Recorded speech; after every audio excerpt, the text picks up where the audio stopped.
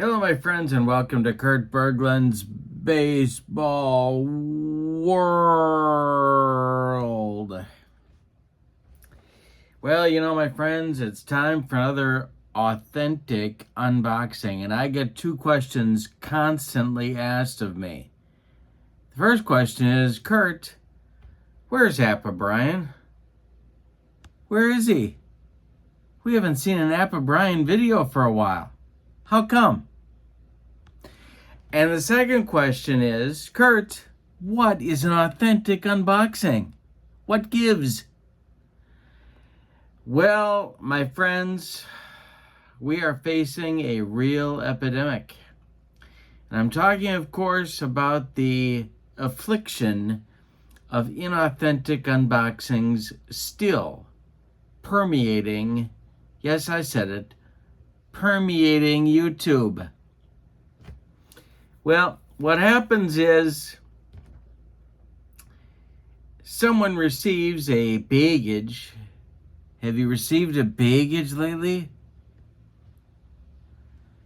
And they open it up, they rifle through the contents, maybe even play a game with the contents, and then they stuff it all back inside and retape it in a pathetic attempt to fool you, the YouTube viewer. Well, in Kurt Berglund's Baseball World, you've come to expect better, because these packages are hermetically sealed in a mayonnaise jar on Funkin' Wagnall's porch since noon today. No one, except of course the shipper, knows the contents of this package.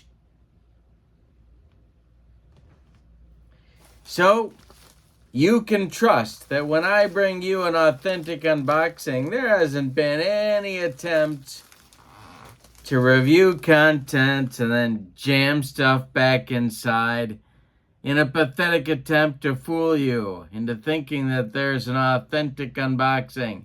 No, you can trust that I'm bringing you the real McCoy. So, we have a package, hermetically sealed, mayonnaise jar, Funkin' Wagnall on the porch. All right, now of course we also know, my friends, that they don't usually let me have these. They're usually verboten. I'm usually bothered by a lot of pesky questions like, Kurt, what are you doing with those? Kurt, have you taken your medication today?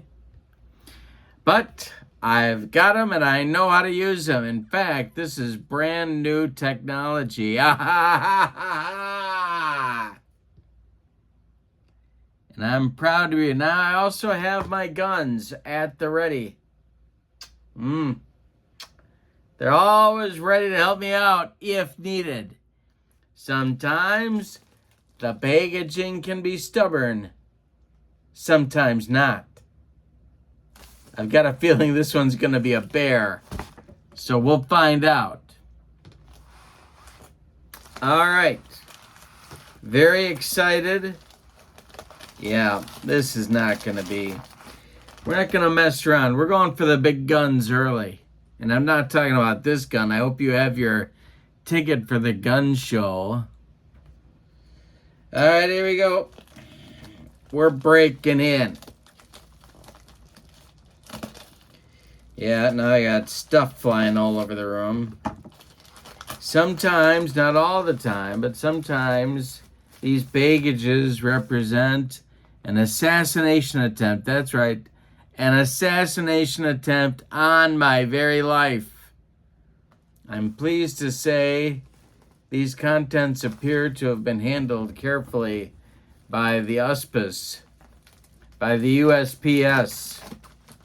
But you never know, and you always have to be on the lookout when you're at Kurt Berglund's Baseball World. There's a lot of people, well, let's just say I've got some people after me. All right, here we go. And This is where the guns come into play. Now, remember, my friends, to handle your packaging, be sentimental about your packaging. Keep it in a safe place. I know I do. It's going to be kept wherever it landed until later today. All right. Now we have a second layer of packaging. The kidding around is pretty much over. We're back. We're back, baby. All right. Using these carefully so as not to arouse further suspicion. Jeez. All right, now here we go. Again, sentimental. Okay. The end is in sight.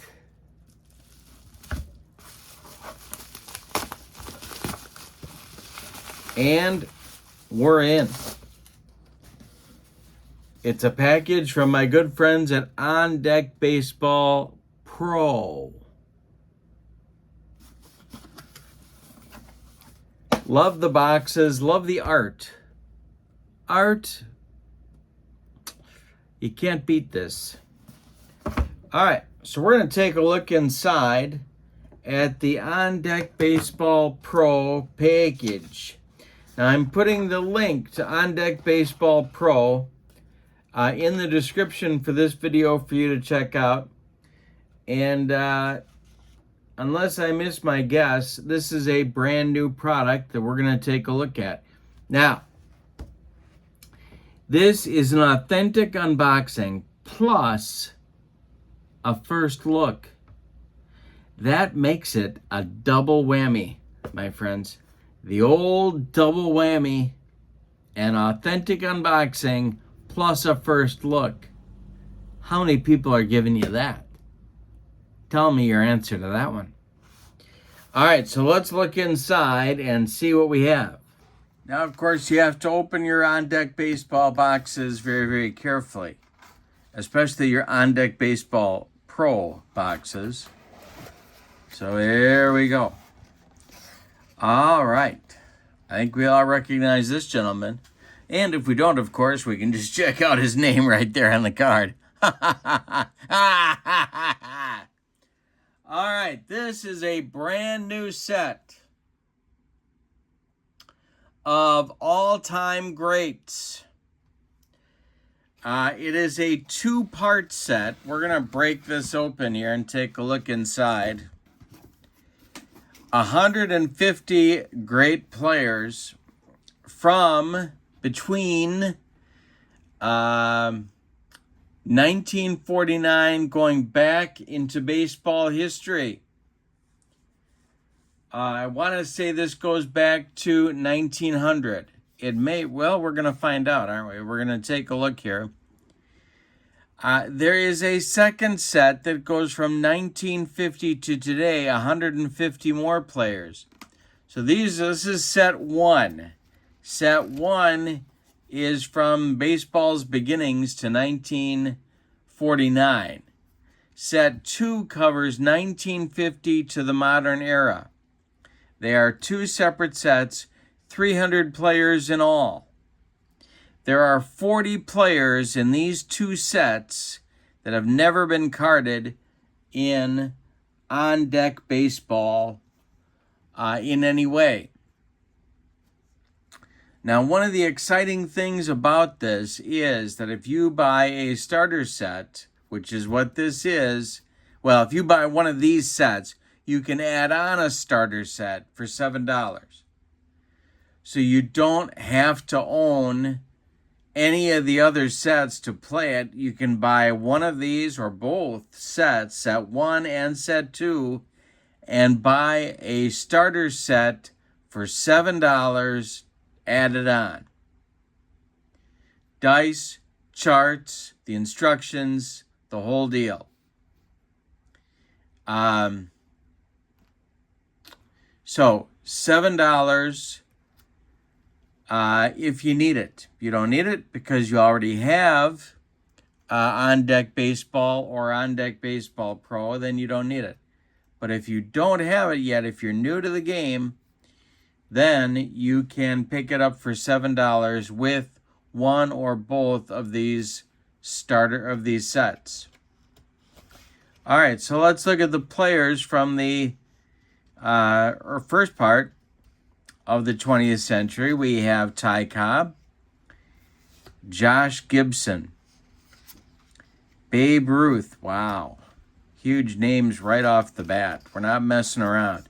Shoeless Joe. Now, some of these players are Hall of Famers. Some of them are either borderline Hall of Famers or fringe Hall of Fame, or could be Hall of Famers, whatever the case might be, but they're not quite in yet. These are 5-year peak averages. That's how the cards are made. So you're getting 5-year peaks. These aren't single seasons like lots of Sims do. It's kind of nice.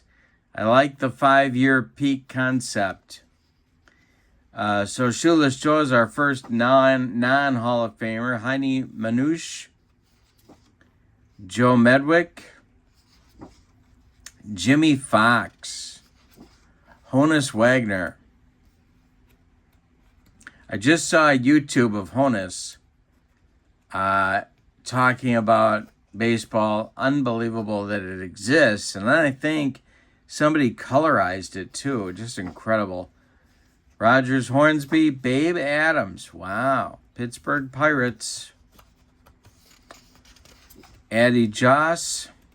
Couple of teams. I think he was an Indian and a Cincinnati Red.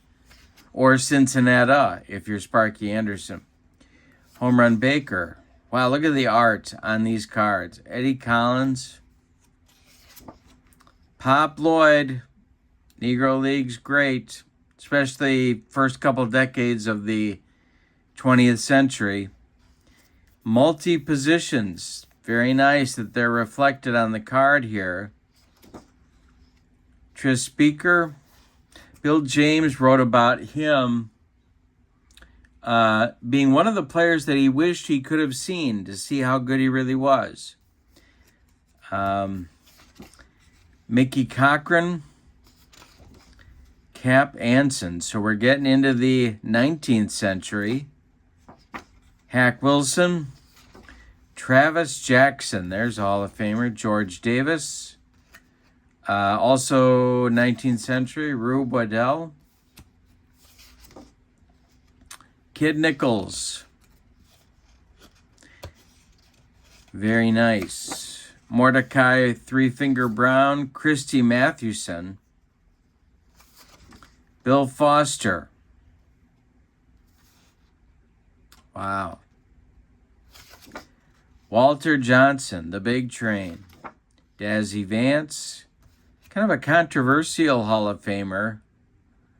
Kind of a borderline, sometimes criticized member of the Hall. Chief Bender. Jack Chesbrough.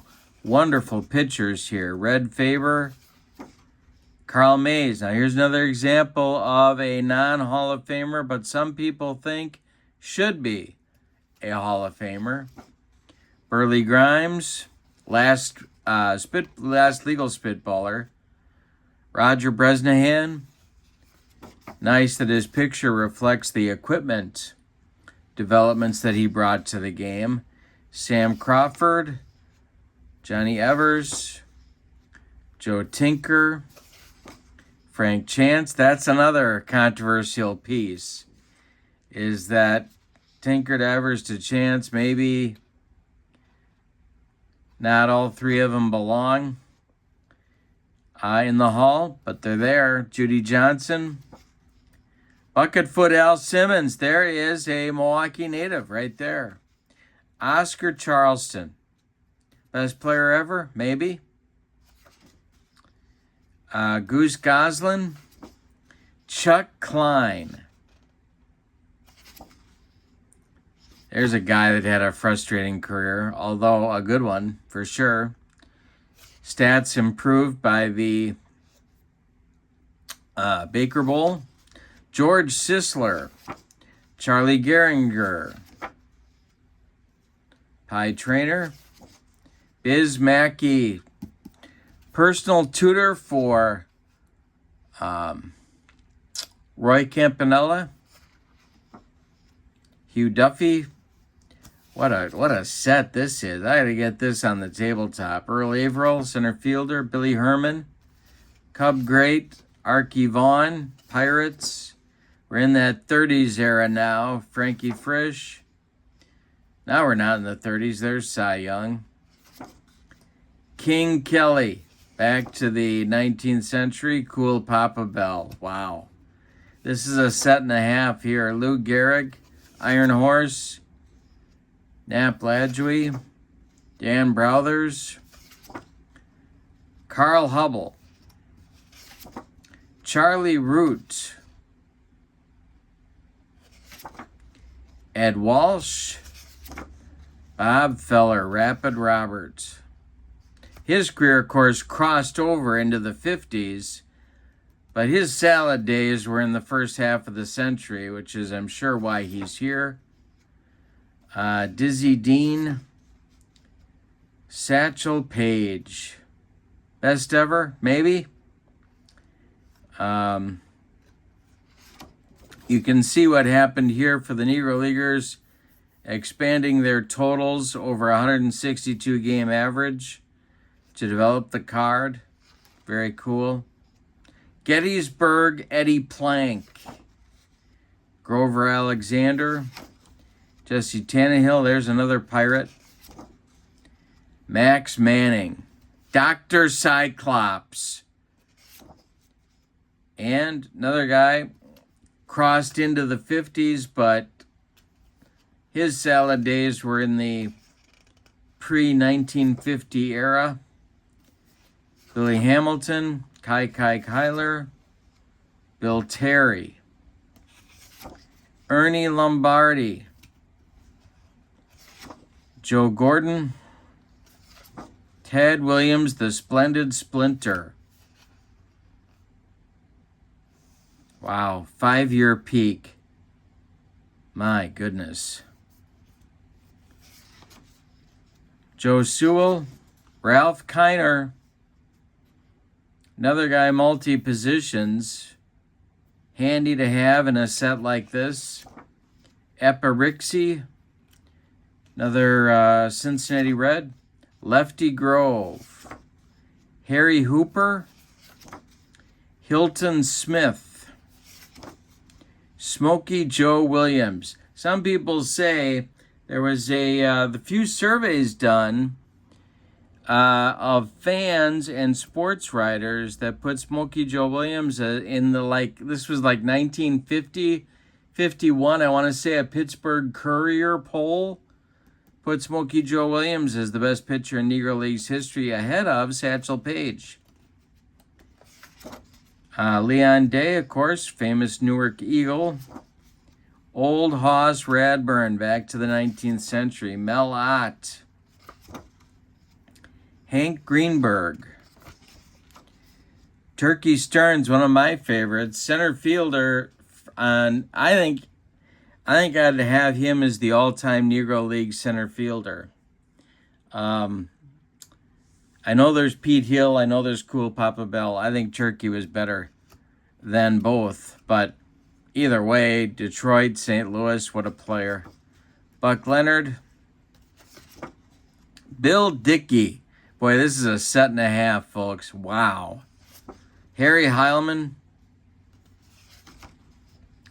Tony Lazzeri, Cubs. Don't forget his Cub career. Yankees, of course. Gabby Hartnett, Homer and the Glowman. Speaking of the Cubs, Willie Keeler. Hit him where they ain't. Ed Delahanty. Ed, for the love of God, stay off the railroad tracks. He just didn't listen. Stan Kovaleski. Vic Willis. I think he's another Pirate. Pretty sure. Doc White. Eddie Seacott. not a Hall of Famer, although his Hall of Fame credentials, some say it's good enough to get him in, although he pretty much confessed to the Black Sox scandal. So Wade Hoyt, famous announcer, as well as a great pitcher, he's in. Rube Marquard, second to another great pitcher developed by John McGraw, Joe DiMaggio, Joltin' Joe, Elmer Flick, Jesse Haynes, another maybe borderline Hall of Famer. Some people say he doesn't belong, others say yes. I think he was in the group that Frankie Frisch pushed through the Veterans Committee, unless I'm thinking of the wrong one. But no, I think that's right. Joe McGinnity, there was the second starter behind Christy Mathewson, and a very good one. Hal Newhouser, Detroit Tiger great. Herb Pennock, wow, this is a set. Holy cow. Schoolboy Rowe, Orville Overall, Red Ruffing, Yankee great. Again, he's another guy. Some people say borderline Hall credentials. He was elected to the Hall posthumously, but some people say he shouldn't be there. But Bobby Dorr, Luke Appling, Kenny Williams, Buck Ewing, Lefty Gomez. Now there's, for my money, the guy that made it work for the Yankees in the 30s. Quite a pitcher. And sometimes I think because Red Ruffing was so good, Gomez gets forgotten. But Gomez, a notch better in my book. Urban Shocker, of course, that's a tragic story too. Babe Ruth on the mound. We've already seen Babe Ruth, the batter. Now we have Babe Ruth, the pitcher. Jim Bottomley, Tex Hewson, Boston Red Sox. Not a Hall of Famer, some say yes. Pete Reiser, not a Hall of Famer, some say yes. Cy Williams, Marty McManus. Wow. Red Rolfe, manager as well as player. Heine Zimmerman, Dave Bancroft, Wisconsin native. Bid McPhee, Ray Dandridge, Zach Wheat, Brooklyn Robbins, great. Ed Roush, Johnny Mize, Enos Slaughter, John Ward of the 19th century, Early Combs, Joe Cronin, Max Carey, another Pittsburgh Pirate, unless I'm thinking of the wrong guy, Willard Brown, probably doesn't get his due. He probably needs to be remembered as a greater player. Kind of a difficult teammate, which is a little bit like saying I'm kind of bald, but a very, very talented ball player and a winner. Judd Wilson might be the best pure hitter in Negro League's history, and there he is in this set. Jake Beckley, Lou Boudreau, the good kid. Short and third in his 5-year peak. Very nice. Ray Shaw, cracker. See, there's another guy. Some people say, kind of a borderline. Hall of Famer, Jim O'Rourke. Lloyd Wainer, Pirates. Mule Suttles. Big time power, of course. First base and left field. 162 game average, 40 bombs, over 160, 373, slugged 705. Helped a little bit by his ballparks, but pretty monstrous power. Willie Wells, the Devil, nickname, short and second, mostly short. Had some power as well, Rabbit Marinville. Huey Jennings, Sam Rice, Washington Senators / Nationals, great hitter. Chick Hayfie, another borderline Hall of Fame guy. Some people say doesn't really have the credentials, but he's in. Bobby Wallace, shortstop, slick fielder. Freddie Lindstrom, another slick fielder. Paul Wainer, the other half of the Wainer brothers, Pittsburgh Pirates, and Fred Clark, also a Pirate. 150 of the greats of the earlier days of Major League Baseball. Just an amazing set of cards. So these are called Legends of the Game. That's what you're looking for on the On Deck Baseball website. I'm linking it in the description for this video. The release date is July 15th for this set. For both set 1, that includes these players, these 150 from the earlier days of the Major League Baseball, and also for set 2 from 1950 to the modern day. Remember that if you buy either or both of these sets, you can get the starter material for $7.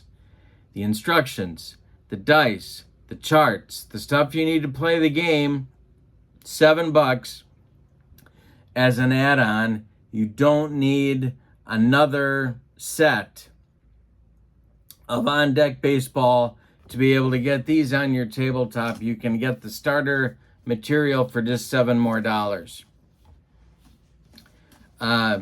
So there are 150 cards per set, and there's 40 players in the total of 300 that have never been carded.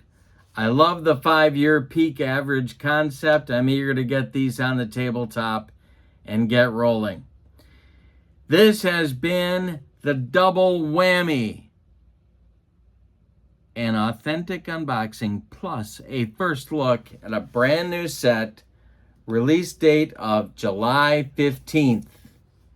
Definitely worth checking out.